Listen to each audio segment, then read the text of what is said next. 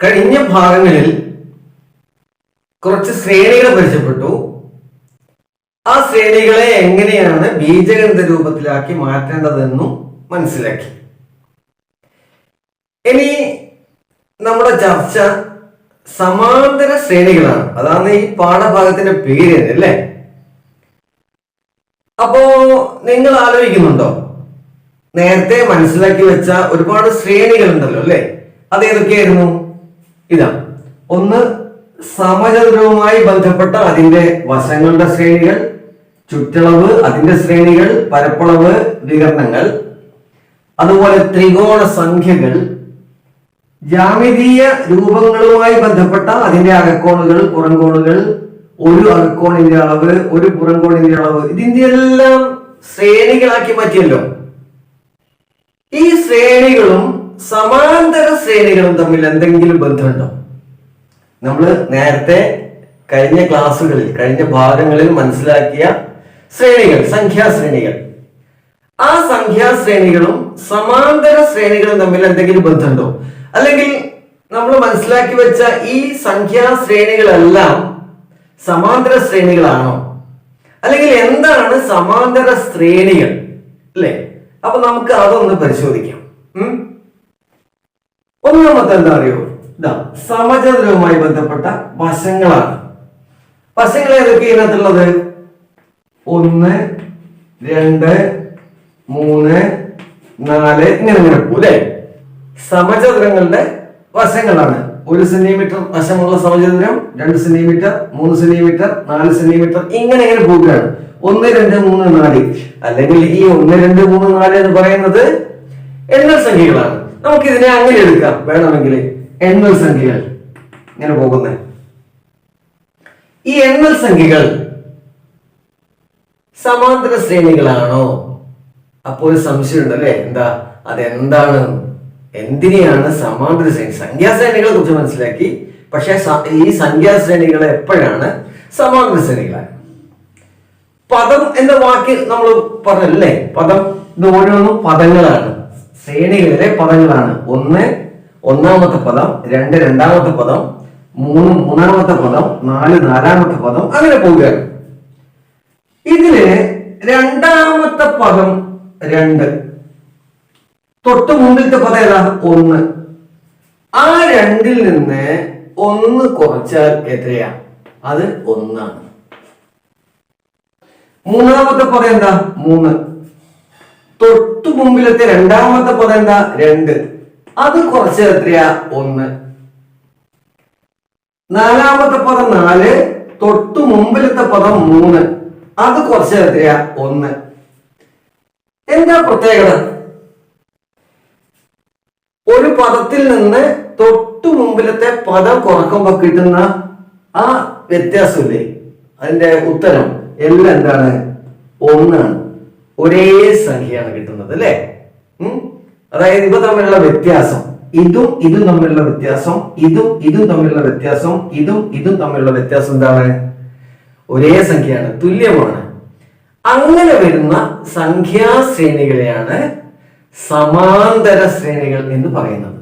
സമാന്തര ശ്രേണികൾ.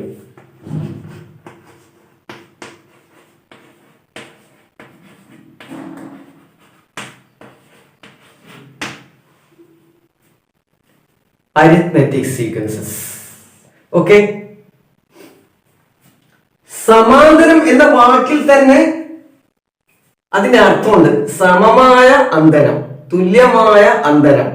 അന്തരം എന്ന് പറയുന്നത് വ്യത്യാസം, സമമായ വ്യത്യാസം. ഇത് ഓരോന്നും തമ്മിൽ സമമായ വ്യത്യാസമാണ്, സമാന്തരമാണ്, ഒരേ അകലത്തിൽ ഇങ്ങനെ കടന്നു പോവുകയാണ്. ഓക്കെ, ഇങ്ങനെ വരുന്ന ഈ വ്യത്യാസം ഉണ്ടല്ലോ, അതായത് എല്ലാത്തിലും ഒരേ വ്യത്യാസം, ഒരു പൊതു വ്യത്യാസമാണ് അല്ലെ? അതിനെന്താ പറയാ? പൊതു വ്യത്യാസം എന്ന് തന്നെയാണ് പറയുക.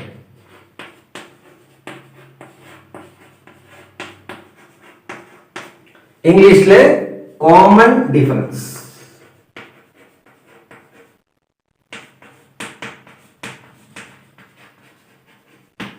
Common difference. സാധാരണ ഈ കോമൺ ഡിഫറൻസ് എന്ന ഈ പദം, ഈ വാക്ക് ഡി എന്ന അക്ഷരം കൊണ്ടാണ് സൂചിപ്പിക്കാറുള്ളത്. D common difference. അതിനകത്ത് ഡി ഡിഫറൻസ് എന്ന അതിലെ ഡി ആണ് ഇവിടെ ഉപയോഗിക്കാറുള്ളത്. ഓക്കെ, ഇനി നമുക്ക് ഇതിൽ ഏതൊക്കെയാണ് ഇപ്പൊ വശങ്ങൾ 1, 2, 3, 4 അത് സംഖ്യ സാധാരണ എണ്ണൽ സംഖ്യകളാണെന്ന് പറഞ്ഞു കഴിഞ്ഞു. അത് സമാന്തര ശ്രേണിയാണെന്ന് മനസ്സിലാക്കി. അതോടൊപ്പം ചുറ്റളവ്, പരപ്പളവ്, വികരണങ്ങൾ, ത്രികോണങ്ങൾ, ജാമീതി രൂപങ്ങൾ, അകക്കോണുകൾ, പുറംകോണുകൾ, ഒരകക്കോൺ, ഒരു പുറംകോൺ തുടങ്ങിയ ശ്രേണികൾ കൂടി ഇവിടെ ഉണ്ട് അല്ലെ. അതിൽ ഏതൊക്കെയാണ് സമാന്തര ശ്രേണികളാകുന്നത് എന്ന് നോക്കാം. സമാന്തര ശ്രേണികളാകണമെങ്കിൽ ഒരു കോമൺ ഡിഫറൻസ് ഉണ്ടാകും, പൊതു വ്യത്യാസം.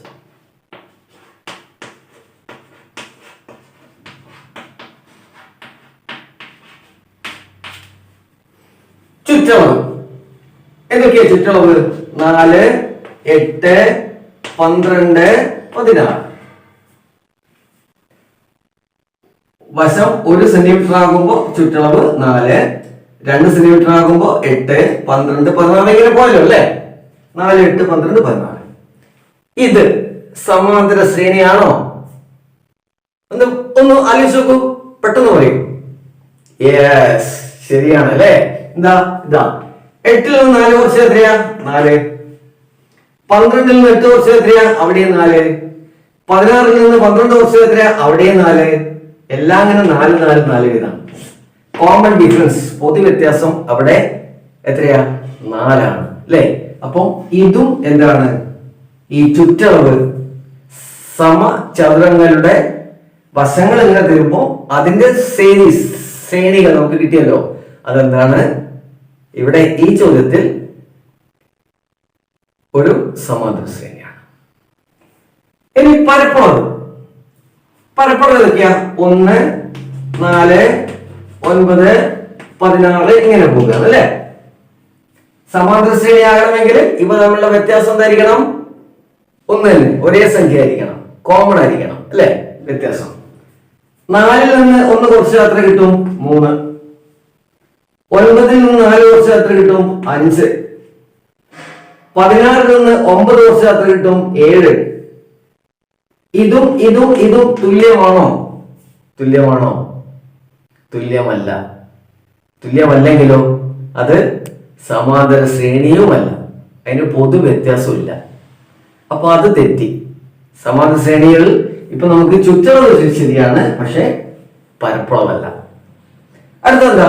വികരണങ്ങൾ. എന്താ വികരണങ്ങള്?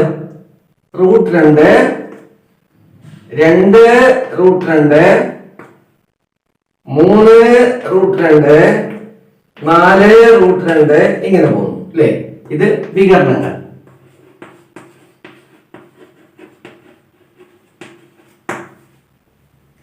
കാഴ്ചയിൽ ഇത് സമാന്തര ശ്രേണിയല്ല നമ്മൾ ഒറ്റയടിക്ക് പറയും, ഈ √2 ഒക്കെ വന്നോണ്ട് അല്ലെ. നോക്കാം. 2 √2 നിന്ന് √2 കുറച്ച് എത്ര വരും? 2 √2 നിന്ന് √2 കുറച്ച് എത്ര വരും? √2 എന്ന് പറഞ്ഞാൽ എത്രയാ? 1 √2 ആണ്. ക്ലിയർ? നമ്മള് ശരിക്കും ഇത് 1 √2 എന്നുള്ളത് അത് ശരിയാണ്. അപ്പൊ ഇതെങ്ങനെ കിട്ടും? 2 √2 നിന്ന് 1 √2 എങ്ങനെ കുറക്കുക? ആദ്യം നമ്മൾ √2 പുറത്തെടുക്കുക, എന്നിട്ട് 2 - 1 കാണുക അല്ലെ. 2 - 1 എത്രയാ? 1. 1 √2, അതായത് √2 ആണ് ഇതിന്റെ വ്യത്യാസം. 2 √2 നിന്ന് √2 കുറച്ചാൽ കിട്ടുന്ന ഉത്തരം എന്താണ്? √2 ആണ്. ഇനി എന്താ കൊടുക്കേണ്ടത്? 3 √2 നിന്ന് 2 √2 കുറക്കണം. 3 √2 നിന്ന് 2 √2 കുറക്കണം. ഇവിടെയും നമ്മൾ ഈ രണ്ടിലും √2 ഉള്ളത് അത് പുറത്തെടുക്കുന്നു. എന്നിട്ട് 3 - 2, 3 - 2 എത്രയാ? അതും 1 ആണ്. 1 √2, അതായത് ഇവിടെയും വ്യത്യാസം എത്രയാണ്? √2 ആണ്. അടുത്ത് 4 √2 നിന്ന് അതിവിടെ കുറക്കാം. 4 √2 - 3 √2. പൊതുവായിട്ടുള്ളത് √2 ബ്രാക്കറ്റിലെ 4 - 3. 4 - 3 എന്ന് പറയുന്നത് 1 ആണ്. 1 √2, ഇവിടെയും √2. അപ്പൊ നമുക്ക് ഇവിടെ കിട്ടിയ വ്യത്യാസം √2, ഇവിടെയും √2, ഇവിടെയും √2. അപ്പൊ അങ്ങനെ പോവുകയാണെങ്കിൽ ആ സീരീസ് അങ്ങനെ പോവുകയാണെങ്കിൽ കിട്ടുന്ന വ്യത്യാസമൊക്കെ എന്താണ്? സെയിം ആണ്, തുല്യമാണ് അല്ലെ? പൊതു വ്യത്യാസം തന്നെയുണ്ട്, കോമൺ ഡിഫറൻസ് √2. അതുകൊണ്ട് ഈ സമചതുരവുമായി ബന്ധപ്പെട്ട് നമുക്ക് കിട്ടിയ സീരീസ്, വികരണങ്ങളുടെ സീരീസ്, ശ്രേണികൾ, അത് എന്താണ്? സമാന്തര ശ്രേണിയാണ്. ഓക്കെ, ഇനി അടുത്ത എന്താ? ത്രികോണ സംഖ്യകൾ. ത്രികോണ സംഖ്യകൾ ഏതൊക്കെയാണ്? 1, 3, 6, 10, 15 ഇങ്ങനെ. 3ൽ നിന്ന് 1 കുറച്ചാൽ 2. ഇനി എന്താ വേണ്ടത്? 6ൽ നിന്ന് 3 കുറക്കുക, എത്ര കിട്ടും? 3. ഇനി 10ൽ നിന്ന് 6 കുറക്കുക, 4 കിട്ടും. 15ൽ നിന്ന് 10 കുറക്കുക, 5 കിട്ടും. എല്ലാം തുല്യമാണോ? അല്ല. ഇവിടെ 2 കിട്ടിയത്, 3 കിട്ടിയത്, 4 കിട്ടിയത്, 5 കിട്ടിയത്. ഇത് 4 തരത്തിലാണ്, ഒരു തരത്തിലും യോജിക്കുന്നില്ല അല്ലേ? അപ്പൊ കോമൺ ഡിഫറൻസ് ഇല്ല, പൊതു വ്യത്യാസമില്ല. അതുകൊണ്ട് ഈ ത്രികോണ സംഖ്യകൾ എന്തല്ല? സമാന്തര ശ്രേണിയേ അല്ല. ക്ലിയർ? അടുത്തത് അകക്കോണുകൾ, പുറംകോണുകൾ. ഒരു അകക്കോണിന്റെ അളവ്, ഒരു പുറംകോണിന്റെ അളവ് നോക്കാം. ജാമിതി രൂപങ്ങളുടെ വശങ്ങളുമായി ബന്ധപ്പെട്ടാണ് 3, 4, 5, 6. 3, 4, 5, 6 ഇവ തമ്മിലുള്ള വ്യത്യാസമൊക്കെ ഒറ്റയടിക്ക് പറയാൻ പറ്റും അല്ലെ? എത്രയാ? 1 ആണ്. 4ൽ നിന്ന് 3 കുറച്ചാ 1, 5ൽ നിന്ന് 4 കുറച്ചാ 1, 6ൽ നിന്ന് 5 കുറച്ചാ 1 എല്ലാം. അപ്പൊ അത് ആ ജാമിതി രൂപങ്ങളുടെ വശങ്ങളുമായി ബന്ധപ്പെട്ട ആ നമുക്ക് കിട്ടിയ ശ്രേണി സമാന്തര ശ്രേണിയാണ്. ഇനി നമുക്ക് അകക്കോണുകൾ, അതിന്റെ ശ്രേണി എന്തൊക്കെയാ? 180, 360, 540, 720 ഇങ്ങനെ. എന്താ വേണ്ടത്? ഇത് സമാന്തര ശ്രേണിയാണോ നോക്കാൻ? 360ൽ നിന്ന് 150 കുറക്കുക, എത്ര കിട്ടും? അവിടെ 150 കിട്ടും. ഇനി അടുത്ത സ്റ്റെപ്പ് എന്താണ്? 540ൽ നിന്ന് 360 കുറക്കുക. ഓക്കെ, തൊട്ട് മുമ്പിലത്തെ സംഖ്യ. 540ൽ നിന്ന് 360 കുറച്ച് എത്രയാ? കറക്റ്റ്, 180. അടുത്തത് 720ൽ നിന്ന് 540 കുറക്കുക, തൊട്ട് മുമ്പിലത്തെ സംഖ്യ. കുറച്ചാല് അത് 150 തന്നെ. ഇതിങ്ങനെ ആവർത്തിക്കുക അല്ലേ? കോമൺ ഡിഫറൻസ് കിട്ടിയിട്ടുണ്ട്, പൊതു വ്യത്യാസം. എത്രയാ? 150 എന്ന് പറഞ്ഞാൽ ഇവിടെ കിട്ടിയ ഈ അകക്കോണുകളുടെ ശ്രേണികൾ എന്താണ്? സമാന്തര ശ്രേണിയാണ്. അടുത്ത എന്താ? പുറംകോണുകൾ. പുറംകോണുകളെ കുറിച്ച് നമ്മൾ പറയണ്ട, എല്ലാം 360 ആണ് എന്ന് പറയാൻ എന്താ? അതിന് വ്യത്യാസമൊന്നുമില്ല അല്ലേ? എല്ലാം 360 ആകുമ്പോ അതിന് വ്യത്യാസമില്ലല്ലോ.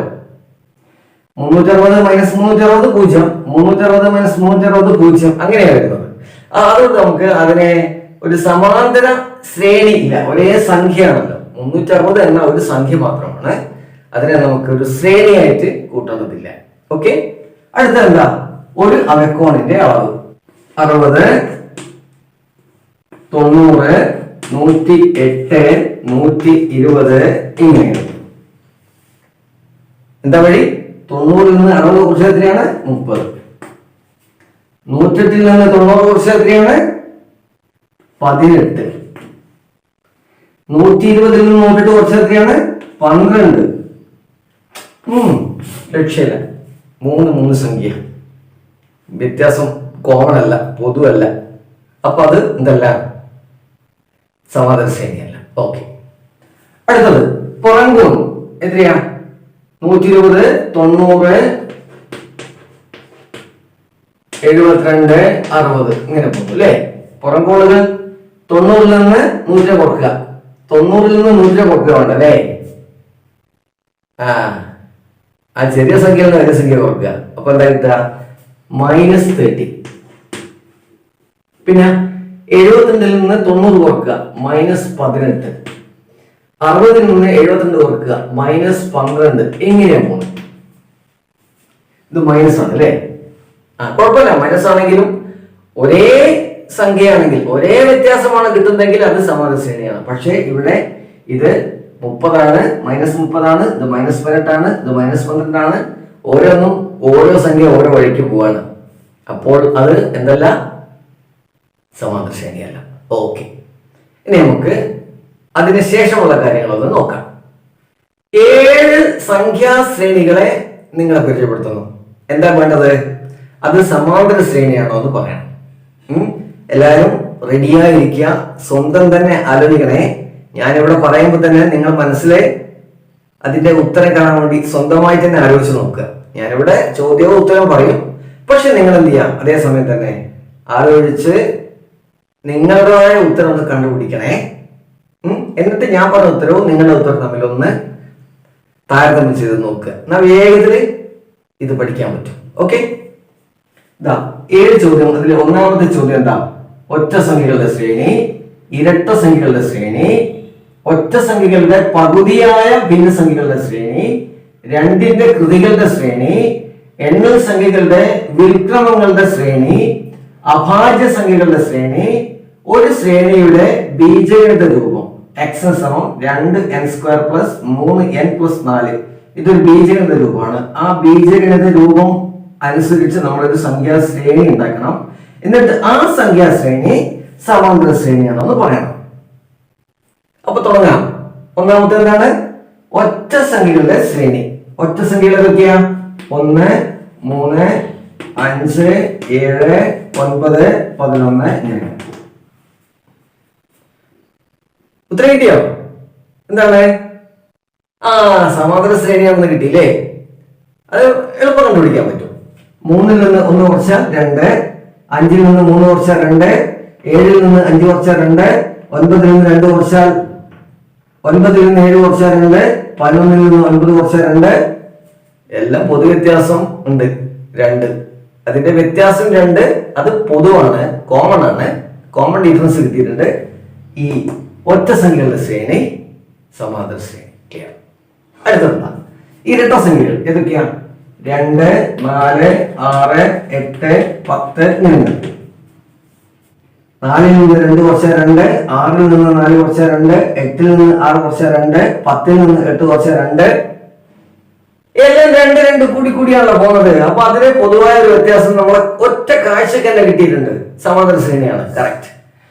അടുത്തെന്താ? ഒറ്റ സംഖ്യകളുടെ പകുതിയായ ഭിന്നസംഖ്യകളുടെ ശ്രേണി. ഇതാണ് ഒറ്റ സംഖ്യ. അതിന്റെ പകുതി അവ ഭിന്നസംഖ്യ വരും അല്ലേ? അത് ഏതൊക്കെയാ ഒന്ന് പറയാമോ? 1ന്റെ പകുതി 1/2. 3ന്റെ പകുതി 1 and 1/2. ഇത് 2 and 1/2. 3 and 1/2. 4 and 1/2 ഇങ്ങനെ. 1/2, 1.5, 2.5, 3.5, 4 ഇങ്ങനെ പോവാണല്ലേ? ഇത് സമാന്തര ശ്രേണിയാണോ? വിഷമാണോ ഇതിന്റെ ഉത്തരം കണ്ടുപിടിക്കാൻ? സിമ്പിൾ ആണ്, ഒരു ബുദ്ധിമുട്ടില്ല. ഇവയുടെ വ്യത്യാസം എങ്ങനെ കാണണം? 1.5-ൽ നിന്ന് 1/2 കുറക്കും. എങ്ങനെ കുറക്കും? 1/2-ൽ നിന്ന് 1/2 കുറച്ചാൽ എന്താണ്? 0. 1/2-ൽ നിന്ന് 1/2 കുറച്ചാൽ 0. പിന്നെ ബാക്കി എന്താവുന്നത്?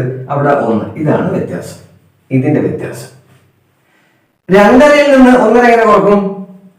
2.5-ൽ നിന്ന് 1.5 കുറക്കാൻ ആദ്യം 1/2-ൽ നിന്ന് 1/2 കുറച്ചാൽ എന്താണ്? 0. പിന്നെ 2-ൽ നിന്ന് 1 കുറക്കുക. കുറച്ച് എത്ര വരും? അതും 1 തന്നെ. 3.5-ൽ നിന്ന് 2.5 കുറക്കണം. 1/2-യും ക്യാൻസൽ ആയി, കുറച്ച് പോയി. പിന്നെ ബാക്കിയുള്ള എന്താ? 3-ൽ നിന്ന് 2 കുറച്ചു, അവിടെയും 1. 4.5-ൽ നിന്ന് 3.5 കുറക്കണം. 1/2-ൽ നിന്ന് 1/2 കുറച്ചാൽ അത് 0 ആയി. 4-ൽ നിന്ന് 3 കുറച്ചാൽ 1. അല്ലെങ്കിൽ ഇങ്ങനെ പറയാം, 1/2-യോട് 1 കൂട്ടിയാൽ 1.5, 1.5-യോട് 1 കൂട്ടിയാൽ 2.5, 2.5-യോട് 1 കൂട്ടിയാൽ 3.5, 3.5-യോട് 1 കൂട്ടിയാൽ 4.5. എന്തായാലും ഇവിടെ നമുക്ക് കിട്ടുന്നത് മുഴുവൻ എന്താണ്? ഒരേ സംഖ്യയാണ്. അതിന്റെ വ്യത്യാസം അല്ലെ? പൊതു വ്യത്യാസം കിട്ടിയിട്ടുണ്ട്. എത്രയാ? 1. അതുകൊണ്ട് ഇവിടെ മൂന്നാമത്തെ ഒറ്റ സംഖ്യകളുടെ പകുതിയായ ഭിന്നസംഖ്യകളുടെ ശ്രേണി എന്താണ്? അതൊരു സമാന്തര ശ്രേണിയാണ്. ക്ലിയർ? നാലാമത്തത് രണ്ടിന്റെ കൃതികളുടെ ശ്രേണി. രണ്ടിന്റെ കൃതി ഏതൊക്കെയാ? 1, 2, അതായത് 2 ഘാതം 1, അതാണ് 2. പിന്നെന്താ വരിക? 2 സ്ക്വയർ. 2 സ്ക്വയർ എത്രയാ? 4. പിന്നെ 2 ഘാതം 3 8, 2 ഘാതം 4 16, 2 ഘാതം 5 32, 2 ഘാതം 6 64 ഇങ്ങനെ. ഇതാണ് രണ്ടിന്റെ കൃതികളുടെ ശ്രേണി. ഇനി എന്താ വേണ്ടത്? ഇത് ഒരു സമാന്തര ശ്രേണിയാണോ എന്ന് നോക്കിയാൽ മതി അല്ലെ? അതിനെന്താ വഴി? 4-ൽ നിന്ന് 2 കുറച്ചാൽ 2 കിട്ടും. 8ൽ നിന്ന് 4 കുറച്ചാലോ 4 ഇപ്പൊ തന്നെ നമുക്ക് മനസ്സിലായി അത് സമാന്തര ശ്രേണിയല്ല, പൊതു വ്യത്യാസമില്ല. കാരണം ഇവിടെ 2 ഇവിടെ 4 ആണ്. 14 നിന്ന് 8 കുറച്ചാൽ 8 ആണ്. 32 നിന്ന് 16 കുറച്ചാൽ 16 ആണ്. 64 നിന്ന് 32 കുറച്ചാൽ 32 ആണ്. ഇങ്ങനെയാണ് പോകുന്നത്. ഓരോന്നും ഓരോ സംഖ്യയാണ്. അതിന് കോമൺ ഡിഫറൻസ് ഇല്ല, അല്ലെ? കോമൺ സെൻസ് അല്ല, കോമൺ ഡിഫറൻസ് ഇല്ല, പൊതു വ്യത്യാസമില്ല. അതുകൊണ്ട് അത് എന്തല്ല, രണ്ടിന്റെ കൃതികളുടെ ശ്രേണി സമാന്തര ശ്രേണിയല്ല. അടുത്തെന്താ? എണ്ണൽ സംഖ്യകളുടെ വിൽക്രമങ്ങളുടെ ശ്രേണി. അതെന്ത് സാധനം? വിൽക്രമങ്ങൾ. എണ്ണൽ സംഖ്യകൾ ഏതൊക്കെയാ? 1, 2, 3, 4, 5, 6, 7 ഇങ്ങനെ പോകൂല്ലേ? അതിന്റെ വിൽക്രമം എന്ന് പറയുമ്പോൾ 1/1, അത് 1 തന്നെ. പിന്നെ 1/2, പിന്നെ 1/3, പിന്നെ 1/4, പിന്നെ 1/5, 1/6. ഇതാണ് വിൽക്രമങ്ങൾ. എണ്ണൽ സംഖ്യകളുടെ വിൽക്രമങ്ങളാണ് ഇത്.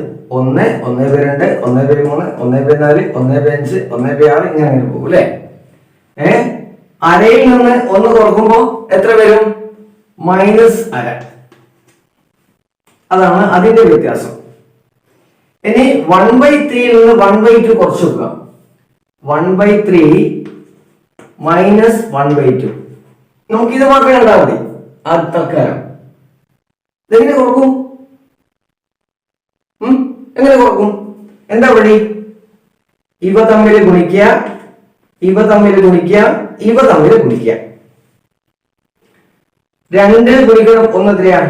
2 മൈനസ് 3 ഗുണിക്കണം 1 3 ബൈ 2 ഗുണിക്കണം 3 6. 2 മൈനസ് 3 എത്രയാ? -1 ബൈ 6. -1/6 ആണ്. 1/3 മൈനസ് 1/2 എന്ന് പറഞ്ഞാൽ -1/6 ആണ്. 1/2 മൈനസ് 1 എത്ര കിട്ടി? -1/2. -1/3 മൈനസ് 1/2 എത്ര കിട്ടി? അത് -1/6. അപ്പൊ ഇവിടെ കിട്ടിയതല്ല ഇവിടെ കിട്ടിയത്. അതായത് നമ്മളിനി ബാക്കി അങ്ങോട്ട് നോക്കേണ്ട ആവശ്യമില്ല. ഈ ആദ്യത്തെ 3 സംഖ്യകളുടെ വ്യത്യാസം കൊണ്ടപ്പോ തന്നെ അതിൽ വ്യത്യാസമുണ്ട്. അപ്പൊ ആ വ്യത്യാസങ്ങൾ തമ്മിൽ വ്യത്യാസമുണ്ട് അല്ലേ? അതായത് എന്തല്ല, കോമൺ ഡിഫറൻസ് ഇല്ല, സമാന്തര ശ്രേണിയുമില്ല. ഓക്കെ. ഇനി 6ാമത്തത് അഭാജ്യ സംഖ്യകളുടെ ശ്രേണി. ഏതൊക്കെയാ അഭാജ്യ സംഖ്യകൾ? എവിടെ തുടങ്ങുന്നത്? എത്രയാണല്ലോ തുടങ്ങുന്നത്? 2 ഒരു ഇരട്ട സംഖ്യയാണെങ്കിലും അതൊരു അഭാജ്യ സംഖ്യയാണ്. 2, 3, 5, 7. 7 അടുത്ത് എത്രയാ? 9 ആണോ? അല്ല, 9 അഭാജ്യ സംഖ്യയല്ല. 10 ഇല്ല. 11, 13 ഇങ്ങനെയാണ്. 3ൽ നിന്ന് 2 കുറച്ചാൽ 1. 5ൽ നിന്ന് 3 കുറച്ചാൽ 2. ഇപ്പൊ തന്നെ വ്യത്യാസം വന്നു അല്ലേ? ഇനി ബാക്കി അങ്ങോട്ട് നോക്കേണ്ട ആവശ്യമില്ല. ഒരു സ്ഥലത്ത് തന്നെ വ്യത്യാസം വന്നാൽ പിന്നെ അത് കോമൺ അല്ലല്ലോ, കോമൺ ഡിഫറൻസ് ഇല്ലല്ലോ, പൊതു വ്യത്യാസം ഇല്ലല്ലോ. അപ്പൊ സമാന്തര ശ്രേണി അല്ലല്ലോ. എന്തല്ല? അഭാജ്യ സംഖ്യകളുടെ ശ്രേണി അതെ, സമാന്തര ശ്രേണിയല്ല. ഓക്കെ. ഇനി നമുക്ക് ഈ ചോദ്യത്തിലെ ലാസ്റ്റ് ഒരു ബീജഗണിത രൂപം തന്നിട്ട് എന്നിട്ട് അതിന്റെ ശ്രേണി കണ്ടിട്ട് വേണം സമാന്തര ശ്രേണിയാണോ നോക്കാം അല്ലേ? ഓക്കെ, നോക്കാം. ഞാൻ എഴുതാൻ പോവുകയാണ്. xn സമം 2n² പ്ലസ് 3n പ്ലസ് 4. പ്രയാസമുണ്ടോ അത് ചെയ്യാൻ? എന്തോ ഒരു പ്രയാസം പോലെ തോന്നില്ലേ? അവിടെ ഇവിടെ ഒക്കെ ഇങ്ങനെ അക്ഷരങ്ങളൊക്കെ വന്നിട്ട് സിമ്പിളായി ചെയ്യാം. നോക്കണേ, ഇവിടെ എന്നിന് പകരം നമ്മള് എന്താ വേണ്ടത്? അതിന്റെ ഓരോ പദം കാണണം. പദം എങ്ങനെ കാണും? അത് 1ാം പദം 2ാം പദം. ഈ സീരീസിലെ 1ാം പദം 2ാം പദം 3ാം പദം 4ാം പദം 5ാം പദം കണ്ടാൽ മതി. ശരിക്കും പറയാൻ 5 പദം നമുക്ക് നോക്കാം. അപ്പം എന്താ വേണ്ടത്? എന്നിന് പകരം നമ്മള് 1ാം പദം. അപ്പൊ എന്നിന്റെ സ്ഥാനത്ത് എന്ത് വരും? x1 വരും. അതായത് 1ാം പദം എന്നാണ് അർത്ഥം. എന്നിന്റെ സ്ഥാനത്ത് എന്ത് വരും? 1. അപ്പം 2n² 1² പ്ലസ് 3 ഗുണിക്കണം എന്നിന്റെ സ്ഥാനത്ത് 1 പ്ലസ് 4. 1² എത്രയാ? 1 തന്നെ. 2 ഗുണിക്കണം 1 2, 3 ഗുണിക്കണം 1 3 പ്ലസ് 4 9. അപ്പൊ അത് ഞാൻ ഇവിടെ എഴുതാൻ പോവാണ്. ആ സീരീസിലെ ഒന്നാമത്തെ പദം 9. ഈ ബീജഗണിത രൂപം അനുസരിച്ച് ഒന്നാമത്തെ പദം 9. ഇനി നമുക്ക് x1 കണ്ടത്, അടുത്തത് x2 കാണാം. എന്താ ചെയ്യാ? 2 ഗുണിക്കണം എന്നിന് പകരം 2 സ്ക്വയർ പ്ലസ് 3 ഗുണിക്കണം 2 പ്ലസ് 4. 2 സ്ക്വയർ എത്രയാ? 4. 4 ഗുണിക്കണം 2 8 പ്ലസ് 3 2 6 പ്ലസ് 4 എത്ര വരും? 18. അപ്പോ രണ്ടാമത്തെ പദം 18. ഇനി മൂന്നാമത്തെ പദം x3. 2 ഗുണിക്കണം 3 സ്ക്വയർ പ്ലസ് 3 ഗുണിക്കണം 3 പ്ലസ് 4. ഇത് മനസ്സിലല്ലേ? ഇവിടെ ഇങ്ങനെ 3 വന്നത്, അത് എന്നിന്റെ സ്ഥാനത്ത് ഇവിടെ 3 കൊടുത്തു. എന്നിന്റെ സ്ഥാനത്ത് 3 കൊടുത്തു. അതാണ് n സ്ക്വയറിന് പകരം 3 സ്ക്വയർ. ഇവിടെയും എന്നിന്റെ സ്ഥാനത്ത് 3 കൊടുത്തു. കാരണം മൂന്നാം പദമാണ്. അപ്പൊ നമുക്ക് 3 ആണ് കൊടുക്കേണ്ടത്. ഓക്കെ, 3 സ്ക്വയർ എത്രയാ? 9. 9 ഗുണിക്കണം 2 18 പ്ലസ് 3 9 പ്ലസ് 4. 18ഉം 9ഉം 27ഉം 4ഉം 31. അപ്പൊ നമുക്ക് അടുത്ത പദം 31. ഞാൻ ചെയ്യുമ്പോ അത് ശരിയാണോ എന്തെങ്കിലും തെറ്റുണ്ടോ എന്നൊക്കെ നോക്കണേ. ഉണ്ടെങ്കിൽ അത് കമന്റ് ബോക്സിൽ ഇടണം. ക്ലിയർ? 3 സ്ക്വയർ 9, 9 ഗുണിക്കണം 2 18, അത് കറക്റ്റ്. 3 ഗുണിക്കണം 3 9, അതും കറക്റ്റ്. പിന്നെ ബാക്കിയുള്ളത് 4 ആണ്, അത് കിട്ടും. ഇനി 18ഉം 9ഉം 27, 27ഉം 4ഉം 31, അത് ശരി. ഇപ്പൊ 3 പദം കിട്ടി. ഇനി ഇതിന്റെ വ്യത്യാസം നമുക്ക് ആദ്യം കണ്ടു നോക്കാം. 18ൽ നിന്ന് 9 കുറച്ച് എത്രയാ? 9. 31ൽ നിന്ന് 18 കുറച്ചാലോ? അത് 13. അപ്പൊ ഇവിടെ 9 കിട്ടി, ഇവിടെ 13 കിട്ടി. എന്ന് പറഞ്ഞാല് ഈ 3 പദങ്ങൾ എടുത്തപ്പോ തന്നെ, ഇവിടെ തന്നിരിക്കുന്ന ബീജഗണിത രൂപത്തിന്റെ 3 പദങ്ങൾ എടുത്തപ്പോ തന്നെ നമുക്ക് അതിന്റെ ഡിഫറൻസ് കിട്ടുന്നത് 1 9ഉം 1 13 ആണ്. അതായത് 2 2 ആണ്. കോമൺ ഡിഫറൻസ് ഇല്ല. എന്ന് പറഞ്ഞാൽ ഈ ബീജഗണിത രൂപം അതിന്റെ ശ്രേണി എന്തല്ല? സമാന്തര ശ്രേണി. ക്ലിയർ? അപ്പൊ എന്താണ് സമാന്തര ശ്രേണി? അതെങ്ങനെയാണ് സമാന്തര ശ്രേണി ആകുന്നത്? എന്താണ് പൊതുവ്യത്യാസം? എന്താണ് പദം എന്നൊക്കെ മനസ്സിലാക്കിയല്ലോ. അതോടൊപ്പം ഒരു ബീജഗണിത രൂപം എങ്ങനെയാണ് ഒരു ശ്രേണിയാക്കി മാറ്റുന്നത് എന്നൊപ്പം മനസ്സിലായി അല്ലേ?